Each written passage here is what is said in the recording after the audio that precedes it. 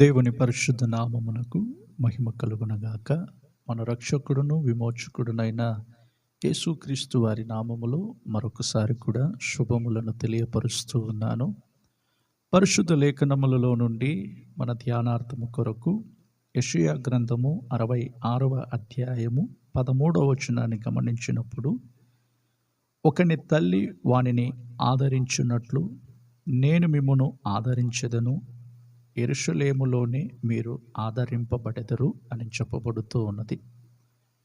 చదవబడిన ఈ వాక్య భాగములో ఒక తల్లి వానిని ఆదరించినట్లు అంటే, ఒక తల్లికి ఒక కుమారుడో ఒక కుమార్తె ఉన్నప్పుడు ఆ బిడ్డలను ఎలాగ ఆదరిస్తూ ఉంటుందో, అలాగే దేవుడు తాను సృష్టించిన ప్రతి మనుష్యుని కూడా ఆయన ఆదరించువాడై ఉన్నాడు. ఒక తల్లి తన బిడ్డలను పరామర్శించే విధము కానివ్వండి, మరి వారికి ఏ అవసరతలు ప్రాముఖ్యమై ఉన్నవో వాటిని తీర్చడానికి మరి తల్లి వంతు, తల్లి యొక్క ప్రయాసం అనేది చాలా విశేషముగా కనబడుతూ ఉంటుంది. లోకములో చిన్న ప్రాయములోనే తల్లులను కోల్పోయిన వారు, తండ్రులను కోల్పోయిన వారు, బిడ్డల యొక్క పరిస్థితి, వారి యొక్క స్థితిగతులను మనం చూస్తే చాలా విషాదకరముగా కనపడుతూ ఉంటుంది. వారి యొక్క బాధలు ఎవరికి చెప్పుకోవాలో తెలియదు. వారికి కలిగిన అవసరతలను ఎవరికి తెలియపరచాలో మరి తెలియనటువంటి స్థితిలో, మరి రోడ్ల ప్రక్కన, మరి రహదారులలో పలు విధాలుగా చిన్నపిల్లలు తల్లిదండ్రులను కోల్పోయినటువంటి బిడ్డలు అనాథులుగా మిగిలిపోతూ ఉంటారు.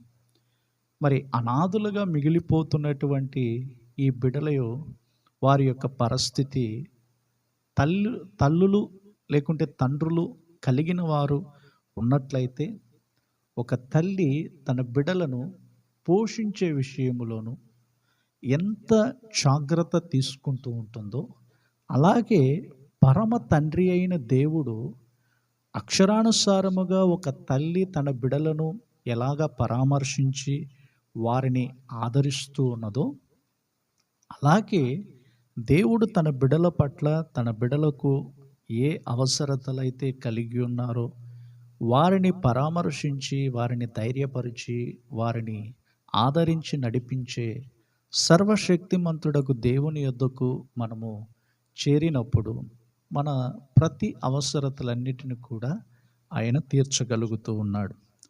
ఇక్కడ చదివిన వాక్య భాగములో, ఒకని తల్లి వానిని ఆదరించినట్లు నేను మిమ్మును ఆదరించెదను, యెరూషలేములోనే మీరు ఆదరింపబడుదురు.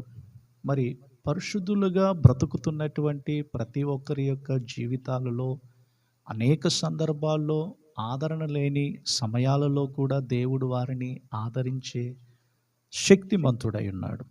మరి కొన్ని సందర్భాల్లో దేవుని బిడలకు ఆదరణ లేని సమయాలలో ఎవరైనా మనల్ని ఆదరిస్తే బాగుంటుంది కదా, ఎవరైనా మనలను బలపరిస్తే బాగుంటుంది కదా అని చెప్పి ఇలాంటి సందర్భాలు ప్రతి ఒక్కరి జీవితాలలో కలుగుతూ ఉంటుంది. ప్రతి ఒక్కరిలో కూడా ఈ సందర్భం అనేది ఎదురవుతూ ఉంటుంది. అందుకనే దావీదు భక్తుడు అంటున్నాడు, నా తండ్రి నా తల్లి ఒకవేళ నన్ను విడిచినను, నాకు దూరమైనను, యెహోవా నన్ను చేరదీయును అని చెప్పుచూ ఉన్నాడు. మరి భక్తుడైన దావీదు జీవితములో తల్లిదండ్రులు ఒకవేళ దూరముగా ఉన్నను, లేకుంటే వారు లేకపోయినను, యెహోవా చేరదీయును అనే మాట అతని హృదయములో నుండి ఎలా వచ్చిందో మనము గమనించినట్లయితే 23వ కీర్తనలో మనము బాగుగా దానిని గురించి గమనించగలం. ఎందుకంటే యెహోవా నా కాపరి, నాకు లేమి కలుగును, ఆయన నన్ను పచ్చిక గల చోట్ల నడిపించును, శాంతికరమైనటువంటి జలముల యొద్ద పరుండ చేయునని చెప్పి దావీదు భక్తుని యొక్క జీవితంలో దేవుని గురించినటువంటి అవగాహన అనేది చాలా అతని యొక్క హృదయంలో అది తెలుసుకునే విధములో ఆయన నడుచుకున్నాడు. అంటే దేవుడు గొప్పవాడు, దేవుడు ఆదరిస్తాడు, దేవుడు ధైర్యపరుస్తాడు, మరి దేవుడు సర్వశక్తిమంతుడు కాబట్టి ఆయన ఏదైనా చేయగలడనే నిశ్చయత భక్తుడైన దావీదు జీవితంలో కలిగిన విధముగానే మరి ప్రతి ఒక్కరి జీవితాలలో కూడా ఇది కలిగి ఉండాలని ఈ వర్తమానము ద్వారా నేను మీకు తెలియజేయచ్చు ఉన్నాను. అనేక సందర్భాల్లో మనం ఆదరణ లేక దుఃఖపడుతూ ఉంటాం, వేదన పడుతూ ఉంటాము. ఎదురవుతున్న శ్రమలో లేకుంటే శోధనలో, ఇబ్బందులు వీటిని బట్టి మనము కొన్ని సందర్భాల్లో మన బంధువులు మనలను ఆదరించలేదని, లేకుంటే మన స్నేహితులు మనలను ఆదరించలేదని, ఇలా కొన్ని సమయాలలో మనము వారి మీద కూడా దుఃఖపడుతూ ఉంటాం. ఎందుకంటే నేను దుఃఖములో ఉన్నప్పుడు నన్ను ఓదార్చడానికి, ధైర్యపరచడానికి, మరి నన్ను ఆదరించడానికి ఎవరు నాకు లేరని చెప్పి ఒకవేళ మనం అనుకోవచ్చు.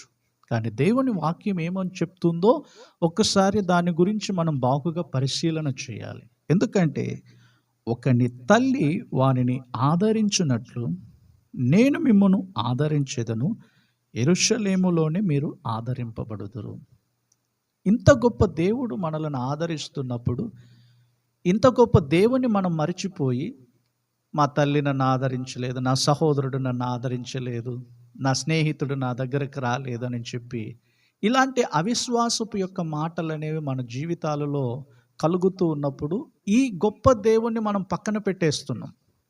ఈ గొప్ప దేవుడు మనలను ఆదరిస్తాడనే నమ్మకం మనకు లేకుండా పోతుంది. ఈ గొప్ప దేవుడు మనలను ధైర్యపరుస్తాడనే విశ్వాసం మనకు లేకుండా పోతుంది. కారణం ఏమిటంటే ఇహలోక సంబంధమైనటువంటి అవసరతలను తీర్చడానికే దేవుడు ఉన్నాడని చెప్పి మనం అనుకుంటున్నాం చూడండి. అలా కాదు. ఎందుకంటే పరసంబంధమైన ఆశీర్వాదములను కూడా ఆయన మన జీవితంలో అనుగ్రహించే దేవుడు ఉన్నాడని చెప్పి మనం విశ్వసించాలి. అది చాలా ప్రాముఖ్యమైనది. కనుకనే దేవుని వాక్యములలో మనము పరిశుద్ధ లేఖనాలలో మనం గమనించినట్లయితే కీర్తనలు 86వ కీర్తన 17వ వచనములో ఒక మాట చెప్పబడుతూ ఉన్నది. 86వ కీర్తన 17వ వచనములో గమనించినప్పుడు, యెహోవా నీవు నాకు సహాయుడవై నన్ను ఆదరించుచున్నావు, నా పగవారు చూచి సిగ్గుపడినట్లు శుభకరమైన ఆనవాలు నాకు కనుపరచుము అని ఇక్కడ మనం చదువుతూ ఉన్నాం. దేవుడు మనకు సహాయుడై ఆయన మనలను ఏం చేస్తున్నాడంటే ఆదరించుచూ ఉన్నాడు. ఎందుకంటే దేవుని యొక్క సహాయము మూలముగానే మనము శత్రువులను జయించగలుగుతూ ఉన్నాం. దావీదు భక్తుని యొక్క జీవితంలో నీ సహాయము వలననే నేను సైన్యములను జయింతును అని చెప్పుచూ ఉన్నాడు.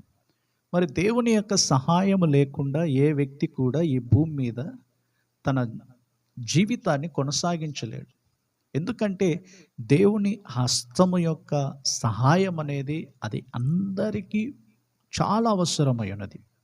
నా ప్రియ దేవుని జనమా, మరి దేవుడు మనలను ఆదరించి ధైర్యపరచడానికి ఒక ఉద్దేశం ఉన్నది. అదేంటంటే యెషయా గ్రంథములో 51వ అధ్యాయము మొదటి 3 వచనాలను మనము గమనించినట్లయితే, నీతిని అనుసరించుచు యెహోవాను వెదుక్కుచునుండు వారలారా నా మాట వినుడి, మీరు ఏ బండ నుండి చెక్కబడితురో దానిని ఆలోచించుడి, మీరు ఏ గుంట నుండి త్రవ్వబడితురో దానిని ఆలోచించుడి.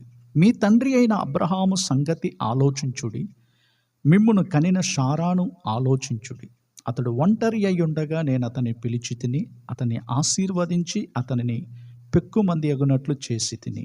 యెహోవా సియోనును ఆదరించుచున్నాడు, దాని పాడైన స్థలములన్నిటినీ ఆదరించి దాని అరణ్య స్థలములను ఏదేను వలె చేయుచున్నాడు. దాని ఎడారి భూములు యెహోవా తోట వలె నగునట్లు చేయుచున్నాడు. ఆనంద సంతోషములను, కృతజ్ఞతాస్తుతి, సంగీత గానములను దానిలో వినబడును అని చెప్పుచున్నాడు. అబ్రహాము యొక్క జీవితంలో ఒంటరిగా ఉన్న సమయములో దేవుడు అతన్ని పిలిచాడు. ఎవరు దేవునిని ఎరగనటువంటి, అంటే నిజమైనటువంటి దేవునిని ఎరగనటువంటి అబ్రహాము యొక్క జీవితంలో కల్దీయుల ప్రాంతంలో నివసిస్తున్నటువంటి ఒక వ్యక్తి మెసొపొతేమియాలో ఉన్నటువంటి ఒక వ్యక్తిని దేవుడు పిలిచి, నేను నిన్ను ఆశీర్వదిస్తాను అని చెప్పినప్పుడు ఆయన గుడ్డిగా నమ్మి వచ్చేసాడు. మనమైతే ఏం అడుగుతాము? నువ్వెవరివి? నాకేం నాకేంటి లాభము? నిన్ను వెంబడిస్తే నాకేంటి ప్రయోజనం అని చెప్పి మనమైతే ఇలాగే అడుగుతూ ఉంటాం. కానీ అబ్రహాము యొక్క జీవితంలో మనము గమనించవలసిన విషయం ఏమిటంటే, అతడు ఒంటరిగా ఉన్నప్పుడు దేవునిని ఏం చేశాడంట? వెంబడించగలిగాడు. అతడు ఒంటరిగా ఉన్నప్పుడు యెహోవా అతనిని పిలిచెను అని చెప్పొచ్చు. ఇక్కడ ఈ మాటలలో మనం గమనిస్తూ ఉన్నాం. కనుక నా ప్రియ దేవుని బిడ్డలారా, మీరు ఒంటరిగా ఉన్నారని చెప్పేసి అనుకోకండి. ఒకని తల్లి వానిని ఆదరించినట్లు దేవుడు మిమ్ములను కూడా ఆదరించును. ఒకవేళ మనము ఆదరించే వాళ్ళు మనకు దొరకలేదేమోనని చెప్పి, లేకుంటే నా స్నేహితులు నన్ను విడిచిపెట్టారు, నా బంధువులు నన్ను విడిచిపెట్టారు, నా తల్లిదండ్రులు నాకు దూరముగా ఉన్నారు, నా తల్లిదండ్రులు కోల్పోయిన స్థితిలో నేను ఉన్నానని చెప్పి ఒకవేళ మనం అనుకుంటూ ఉండవచ్చు. కానీ మనలను ధైర్యపరిచి నడిపించేది సర్వశక్తిమంతుడగు దేవుడు. ఆయన మనలను ఆదరించే దేవుడై ఉన్నాడు. కనుక ఆయన మనలను ఆదరించినప్పుడు ఈ లోకములో మనకు వేరే ఏది కూడా సాటి రాదు. ఎందుకంటే దేవుని మాటలు మనలను ఆదరించి ధైర్యపరుస్తూ ఉన్నాయి. కనుక ఈ వర్తమానం వింటున్న మీ వ్యక్తిగత జీవితాలలో ఆదరణ లేక, సంతోషం లేక, సమాధానం లేకుండా బ్రతుకుతూ ఉన్నారా? కనుక నా ప్రియ దేవుని బిడ్డలారా, ఒకటి మాత్రం గుర్తుంచుకుందాం. దేవుడు మనలను ఆదరించి ధైర్యపరచును. ఈ లోకములో మనకు ఏది కూడా దేవుని ఆదరణకు సాటి లేదు. కనుక దేవుడే మనలను ఆదరించి మనలను నడిపించునుగాక. ప్రేమ కలిగిన మా తండ్రి, మీకు స్తోత్రాలు చెల్లిస్తూ ఉన్నాము. ఆశీర్వదించబడిన ఈ మంచి సమయములో ఒకని తల్లి వారిని ఆదరించినట్లు నేను మిమ్మను ఆదరించి యెరూషలేములో మీరు ఆదరింపబడుచున్నారని వాక్యములో మీరు మాకు బోధించారు. ఈ వాగ్దానం మాకు స్వంతమై ఉన్నది తండ్రి. ఆదరణ లేని జీవితము గత దినాల్లో ఒకవేళ మాలో కనబడుతూ పలు విధాలుగా మమ్మల్ని ఎవరైనా ఆదరిస్తారని మేము అనేక సందర్భాల్లో మనుషులను వెంటాడాం.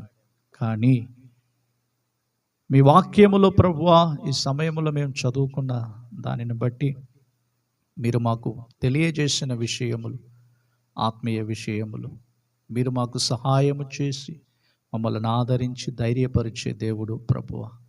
అవును తండ్రి, పలు సందర్భాల్లో మేము మీ సన్నిధిలో పాలు పొందుతున్నప్పుడల్లా మీ మాటల ద్వారా మమ్మలను ధైర్యపరుస్తూ ఆదరిస్తూ ముందుకు నడిపించుచున్నందుకు మీకు స్తోత్రాలు తండ్రి.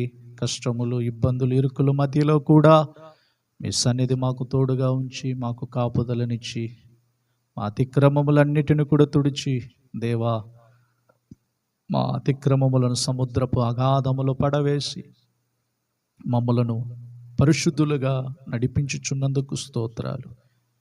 ఎవరైతే వర్తమానం వింటున్నారో ఆదరణ లేక ఒకవేళ ఉన్నట్లయితే మీ మాటల ద్వారా వారు ఆదరింపబడినట్లుగా సహాయము చేయము.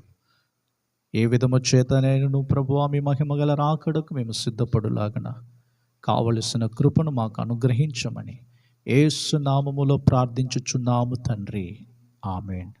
కనుక నా ప్రియ దేవుని బిడలారా, ఆత్మీయ వర్తమానములను వింటూ ఉండండి. ఆధ్యాత్మిక జీవితములో బలపరచబడండి. ప్రభు రాకడకు సిద్ధపడగలరని ప్రభువు పేరిట మీకు మనవి చేస్తూ ఉన్నాము. ప్రభు మిమ్ములను మీ కుటుంబాలను ఆశీర్వదించి దీవించునుగాక. Praise the lord.